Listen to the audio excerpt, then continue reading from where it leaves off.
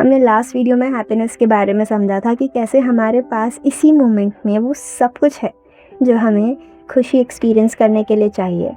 और आज हम ईगो ट्रैप के बारे में समझने वाले हैं कि कैसे ईगो हमारी खुशी, हमारी ग्रोथ हमसे चुरा लेता है और हमें एक जगह शांति से बैठने नहीं देता है। हम प्रेजेंट में कंटेंट क्यों फील नहीं कर पाते हैं? इसका जवाब हमारे माइंड के एक लाउड और डीपली इनसिक्योर पार्ट में छुपा है, जिसे हम ईगो कहते हैं। ईगो के लिए एक पावरफुल एक्रोनिम है, एजिंग गॉड आउट। मतलब जब हम ईगो से ऑपरेट करते हैं ना, तब हम अपने डिवाइन, पीसफुल एंड शांत नेचर से दूर हो जाते हैं। ईगो एक कांस्टेंट प्रेशर क्रिएट करता है हमारे ऊपर दुनिया के सामने कुछ प्रूव करने का। ईगो कुछ पावरफुल इल्यूजन्स में हमें फंसा देता है, जैसे ईगो सेज मैं वही हूँ जो मेरे पास है। ईगो कहता है कि अगर तुम्हारे पास लग्जरियस गाड़ी है तो तुम वैल्यूएबल हो, पर अगर तुम सिंपल पुरानी गाड़ी चलाते हो तो फेलियर हो। ईगो तुम्हारी वैल्यू तुम्हारे घर, कपड़ों के ब्रांड और बैंक अकाउंट से जोड़ देता है। लेकिन इसमें प्रॉब्लम क्या है? ये टेम्प्रेरी है। अगर तुम्हारे पास जो चीज़ें अभी है वो बाद में नहीं है तो क्या? सच ये है कि तुम्हारी असली आइडेंटिटी मटेरियल बेस्ड है ही नहीं, बल्कि अनकंडीशनल है। तुम एक अवेयरनेस हो जो लाइफ को एक्सपीरियंस कर रहे हो, ऑब्जर्व कर रहे हो, कोई ऑब्जेक्ट नहीं। ईगो कहता है मैं वो हूँ जो मैं करता हूँ। सोसाइटी में देखो, जब भी तुम किसी से मिलते हो तो पहला सवाल क्या होता है कि तुम क्या करते हो। हमने अपनी जॉब को अपनी आइडेंटिटी बना दिया है। ईगो कहता है हाई पोजीशन यानी ज़्यादा वैल्यू और सिंपल जॉब यानी कम वैल्यू।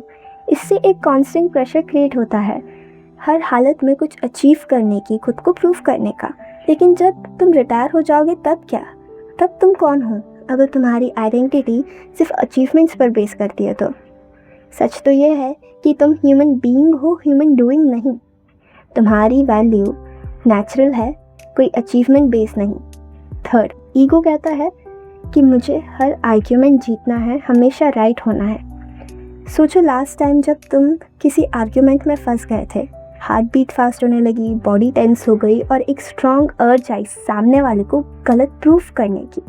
ये ईगो है फुल फाइटिंग मोड में। ईगो डिवीजन पसंद करता है, मैं वर्सेस तुम, right versus wrong, winner versus loser.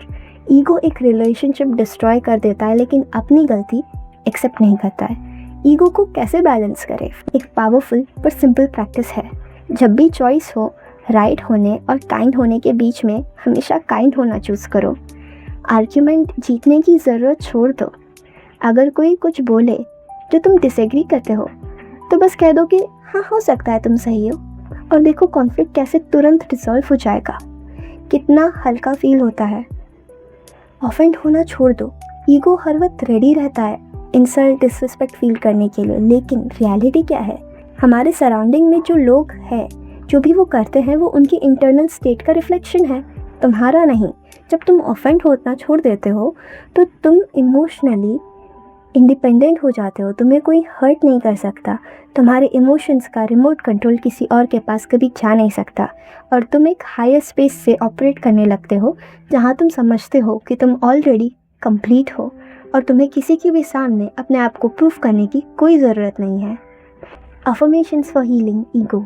I am safe to be myself. I am worth it. I choose peace over being right. I trust life is supporting me. लेकिन एक और चीज़ है जो अभी भी तुम्हारी लाइफ एनर्जी चुरा रही है, इल्यूजन ऑफ वेटिंग। सोचो तुम्हारा कितना लाइफ का हिस्सा एक वेटिंग रूम में निकल रहा है।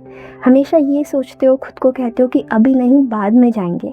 मंडे से थर्सडे तक सर्वाइवल मोड पर रहते हो कि कब फ्राइडे शाम आएगी। 11 महीने के स्ट्रेस में रहते हो कि कब वो वेकेशन आएगा, और उस प्रोसेस में हम अपनी health, peace of mind, present moment सब सेक्रीफाइस कर देते हैं। नेक्स्ट वीडियो में हम इसी इल्यूजन को सॉल्व करना सीखेंगे, so that you stop waiting and start living. तब तक के लिए work on your ego, like, subscribe, share and comment. Thank you so much.